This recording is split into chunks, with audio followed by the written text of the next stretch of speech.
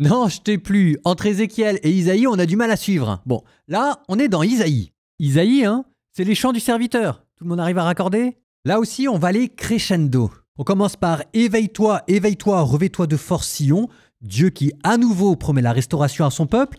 Vous entendrez ensuite ces versets. « Comme ils sont beaux sur les montagnes, les pas du messager, celui qui annonce la paix, qui porte la bonne nouvelle. » Mais ça, ce verset, il va être cité tel quel par saint Paul pour parler de l'œuvre missionnaire. Vous êtes dans l'évangile là en ce moment, les enfants. Isaïe, c'est pour ça que les orthodoxes appellent ça le 5e évangile. On y est là. Et ça a été prédit 5 siècles, 6 siècles, 7 siècles avant Jésus-Christ. C'est incompréhensible. On enchaînera alors directement sur le 4e chant du serviteur. Et là, je vais rien dire parce que... vous entendrez simplement, je vous signale le début, vous entendrez ces mots. « Mon serviteur réussira, dit le Seigneur. Il montera, il s'élèvera, il sera exalté. » Quand vous entendez « Mon serviteur réussira », tout le monde ouvre grand les oreilles. 4e chant du serviteur, l'apothéose, 4e et dernier chant du serviteur, Isaïe 52, 53.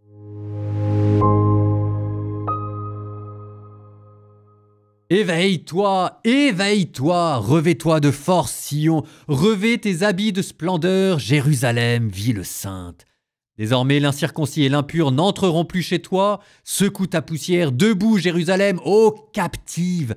Dénoue les liens de ton cou, ô captive, fille de Sion, car ainsi parle le Seigneur. Vous avez été vendus pour rien. C'est sans argent que vous serez rachetés. Oui, ainsi parle le Seigneur Dieu. En Égypte, au début, mon peuple est descendu en émigré. À la fin, Assour l'a opprimé. Et maintenant, ici, que me reste-t-il, oracle du Seigneur, puisque mon peuple a été enlevé pour rien?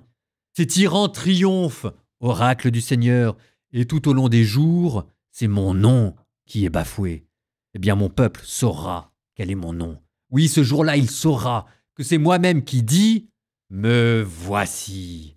Comme ils sont beaux sur les montagnes, les pas du messager, celui qui annonce la paix, qui porte la bonne nouvelle, qui annonce le salut et vient dire à Sion, « Il règne ton Dieu ». Écoutez la voix des guetteurs, ils élèvent la voix. Tous ensemble, ils crient de joie, car de leurs propres yeux, ils voient le Seigneur qui revient à Sion.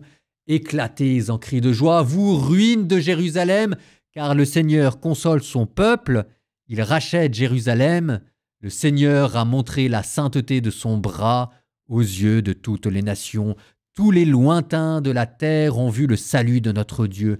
Allez-vous-en, allez-vous-en, sortez de là, ne touchez rien d'impur. Sortez de Babylone, devenez purs.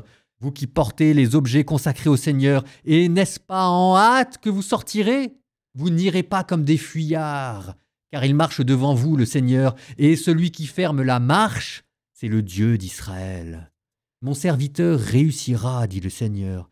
Il montera, il s'élèvera, il sera exalté. La multitude avait été consternée en le voyant, car il était si défiguré qu'il ne ressemblait plus à un homme. Il n'avait plus l'apparence d'un fils d'homme. Il étonnera de même une multitude de nations. Devant lui, les rois resteront bouche bée, car ils verront ce que jamais on ne leur avait dit.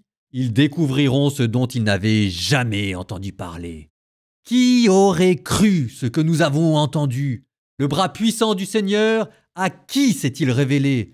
Devant le Seigneur, le serviteur a poussé comme une plante chétive, une racine dans une terre aride. Il était sans apparence ni beauté qui attire nos regards. Son aspect n'avait rien pour nous plaire. Méprisé, abandonné des hommes, homme de douleur.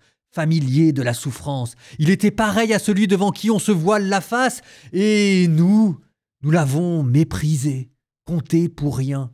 En fait, c'étaient nos souffrances qu'il portait, nos douleurs dont il était chargé, et nous pensions qu'il était frappé, meurtri par Dieu, humilié.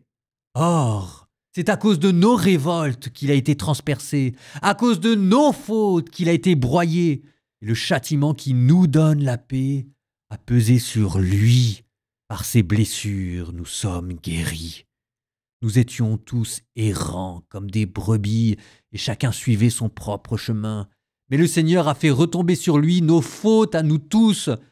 Maltraité, il s'humilie, il n'ouvre pas la bouche, comme un agneau conduit à l'abattoir, comme une brebis muette devant les tondeurs. Il n'ouvre pas la bouche. Arrêté, puis jugé, il a été supprimé. Qui donc s'est inquiété de son sort ? Il a été retranché de la terre des vivants, frappé à mort pour les révoltes de son peuple.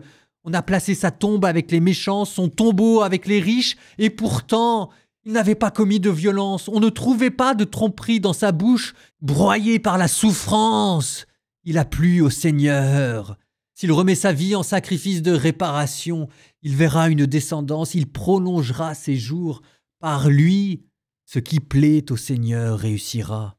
Par suite de ses tourments, il verra la lumière. La connaissance le comblera. Le juste, mon serviteur, justifiera les multitudes. Il se chargera de leurs fautes. C'est pourquoi, parmi les grands, je lui donnerai sa part. Avec les puissants, il partagera le butin. Car il s'est dépouillé lui-même jusqu'à la mort. Et il a été compté avec les pécheurs, alors qu'il portait le poids des multitudes et qu'il intercédait pour les pécheurs.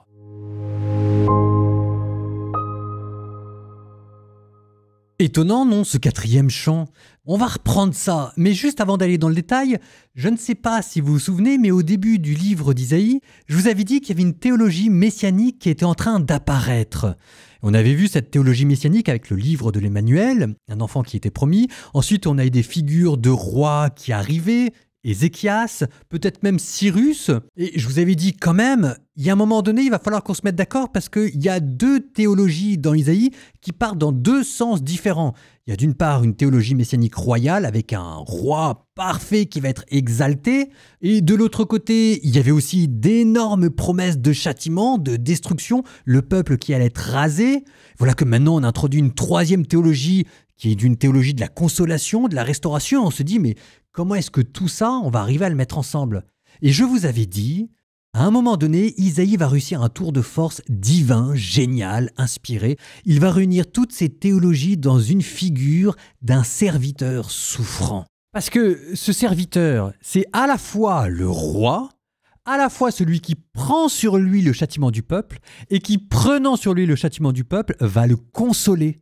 Et vous voyez comment là, sur cette figure-là, Isaïe a réussi le tour de force d'arriver à faire converger toutes ces théologies qui partaient dans plein de sens différents, ce qui fait qu'on avait un peu la tête qui tournait parce qu'on passait des prophéties royales à des promesses de bonheur, puis à des promesses de malheur.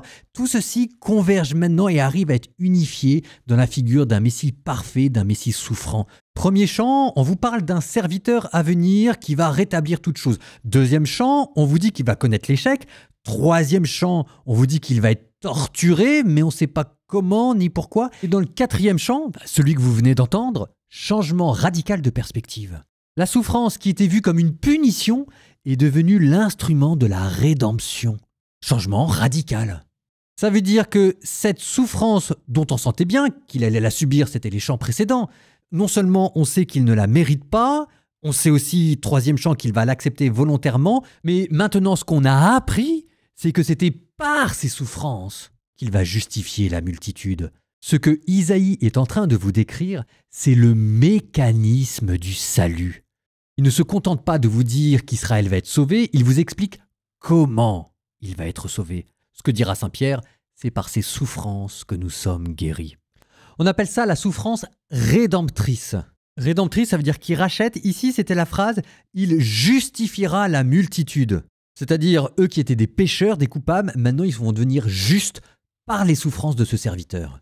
Alors, pour le plaisir de rester un peu dans ce quatrième chant, je vais commencer par vous décrire comment il est organisé. En fait, vous avez comme une structure concentrique. Ce sont des strophes, il y en aura 5 au total, chacune de 3 versets. Je vous les redonne rapide. Première strophe, 52, 13, 15. Dieu introduit son serviteur en proclamant sa prospérité future et son exaltation. Puis, deuxième strophe, on vous parle de son humilité et de son rejet. Telle une jeune pousse chétive sans beauté ni éclat, il est méprisé et dédaigné de tous. Donc là, si vous regardez, ça fait comme une descente. On passe d'une prospérité initiale à une jeune plante chétive. Et là, on arrive à la troisième strophe qui est le cœur de ce chant. 53, 4, 6. En fait, c'était nos souffrances qu'il portait, nos douleurs dont il était chargé. Et nous pensions qu'il était frappé et meurtri par Dieu, humilié. Or, c'est à cause de nos révoltes que lui a été transpercé, à cause de nos fautes que lui a été broyé, le châtiment qui nous donne la paix a pesé sur lui. Par ses blessures, nous sommes guéris. C'est là où vous trouvez notre souffrance rédemptrice. Mais si vous voulez, le fait qu'elle soit au cœur de ce chant, c'est-à-dire que c'est pas en passant, c'est pas par hasard que Isaïe a découvert ça. Il a voulu la mettre au cœur de sa théologie messianique. Il ne veut pas qu'on passe à côté. C'est ça ce que ça veut dire. Et puis après ce chœur, on va remonter après 2 autres strophes. Une première qui va commencer par décrire ses blessures. Maltraité, il reste silencieux comme un agneau qu'on mène à l'abattoir. Et on remonte encore pour dire comment est-ce que Dieu va le réhabiliter et l'exalter. 5e strophe. Il verra une postérité, il prolongera ses jours, il recevra sa part avec les grands. Donc, je vous redonne le mouvement général. D'abord, une descente aux enfers, le salut, la souffrance rédemptrice, et ensuite on remonte comme une réhabilitation, j'allais dire comme une résurrection. Alors, vu que c'est le cœur du poème, je reviens encore un petit peu sur cette souffrance rédemptrice. Vous avez ici l'idée d'une substitution, ce qu'on appelle d'une expiation vicariale, c'est-à-dire de souffrir à la place d'eux. Le serviteur juste qui souffre à la place du peuple fautif. Alors le poème ne va pas plus loin que ça. Isaïe est beau être génial, il y a quand même des limites à son génie. Donc on affirme que cette souffrance va être transformée en bien, mais on ne vous dit pas non plus comment ça va se faire. C'est affirmé comme un mystère divinement voulu. Il a plu au Seigneur de le briser par la souffrance. Ça fait partie du plan de Dieu. On va extrêmement loin dans le mécanisme du salut, mais il manque encore un petit truc. Et ça, c'est ce que Jésus donnera avec la notion de charité qui permet de comprendre pourquoi cette souffrance est rédemptrice. Il n'y a pas de plus grand amour que de donner sa vie pour ceux qu'on aime. En fait, c'est avec Jésus qu'on comprend que la souffrance est ce qui permet d'exprimer l'intensité de l'amour. En attendant cette souffrance, il y a encore un autre aspect qui est décrit dans Isaïe. Je ne voudrais pas non plus que vous passiez à côté. C'est que cette souffrance est présentée quasiment en termes sacrificiels, d'offrande de soi, quasiment comme une liturgie, une prière. C'était la phrase, comme un agneau qu'on amène à l'abattoir. Même plus précisément, un sacrifice d'expiation. C'était cette phrase, il a livré sa vie en sacrifice pour le péché. Et on vous dit aussi que ça va conférer une valeur d'intercession à ce juste souffrant. Il a porté les péchés de la multitude et il a intercédé pour les transgresseurs. Bon, écoutez, avec tout ça, moi, je vais pas faire de prière. Parce que la seule prière que vous pouvez faire après le commentaire que je viens de vous faire, c'est de reprendre ce texte et de le méditer dans le texte. Donc s'il vous plaît, faites-moi plaisir, ouvrez tous vos Bibles. Vous êtes dans Isaïe 52, 53, plus précisément 52, 13, 53, 12. À vos Bibles et bonne prière.